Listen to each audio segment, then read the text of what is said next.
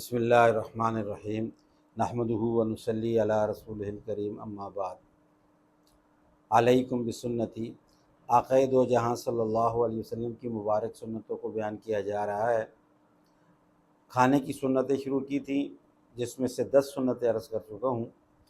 11ویں سنت یہ ہے، کھانا کھانے کی 11ویں سنت، کہ کھانا کھانے سے پہلے بسم اللہ پڑھ کر کے کھانا کھایا جائے، بسم اللہ الرحمن الرحیم۔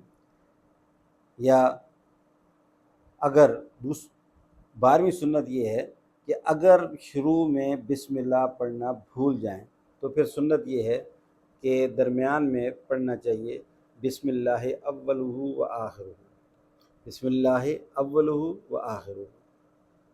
اور 13ویں سنت یہ ہے کہ کھانا جب کھا رہے ہوں تو اپنی طرف سے کھانا کھایا جائے۔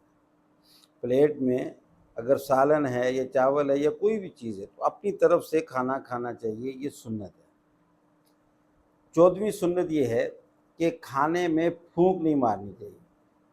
پلیٹ میں پھونک نہیں ماریں، پیالے میں اگر دودھ وغیرہ ہے تو پھونک نہ ماریں، اسی طرح اگر کوئی لقمہ وغیرہ ہم نے اٹھایا ہے تو پھونک مار کے نہیں کھانا چاہیے، یہ بھی سنت ہے۔ اور 15ویں سنت یہ ہے کہ دسترخوان پر اگر مختلف قسم کے کھانے پڑے ہوئے ہیں تو پھر اجازت ہے کہ جو چیز طبیعت کو اچھی لگ رہی ہے تو اگر دور بھی پڑی ہو تو کہیں سے بھی اٹھا کر کے کھا سکتے ہیں، یہ بھی سنت ہے۔ تو آج کی یہ 5 سنتیں ہیں۔